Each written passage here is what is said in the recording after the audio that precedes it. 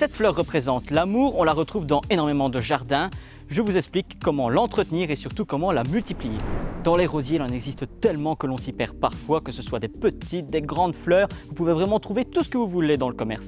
Mais il y a deux catégories, ce sont les remontants et les non remontants. Nous avons l'exemple ici d'un non remontant. Il fleurit une grosse fois au mois de juin et après forme des fruits mais ne refleurira pas du tout durant la saison. Concernant la catégorie des remontants, on a celui-ci, Princesse Phonica. Il fleurit une première fois au mois de juin.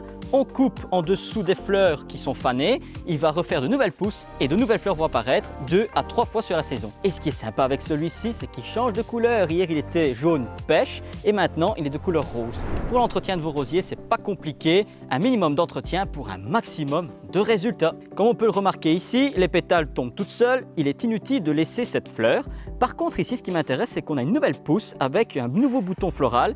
On va couper juste au-dessus. Mais avant de tailler vos rosiers, le sécateur doit être désinfecté pour éviter la transmission de maladies d'une plante à l'autre.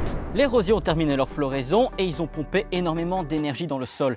Apporter du compost au pied est très important pour redonner de l'énergie au sol et aux futures fleurs. Malheureusement, un des plus grands fléaux chez les rosiers, ce sont les pucerons.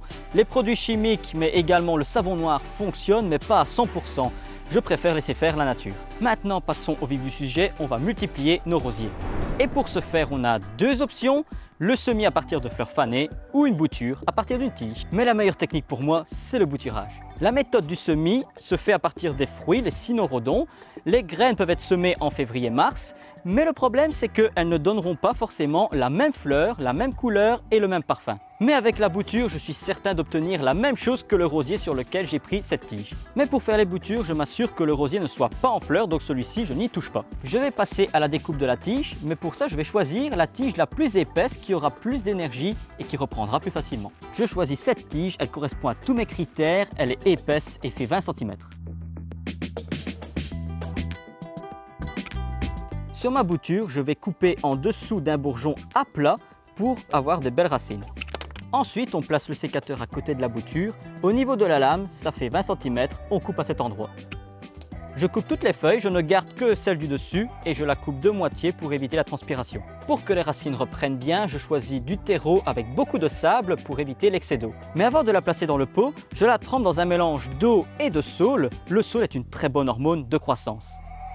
Voici la façon traditionnelle de bouturer ces rosiers, mais pour éviter l'arrosage au quotidien, j'utilise un Oya.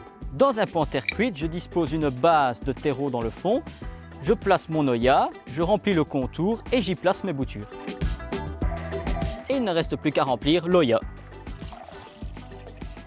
Pour une reprise optimale, je les place dans un endroit ombragé pour éviter la chaleur et le soleil et ainsi avoir une très bonne reprise qui va avoir lieu d'ici 1 mois et demi à 2 mois. Et une fois que vos plants seront comme celui-ci, il n'y aura plus qu'à les placer au jardin.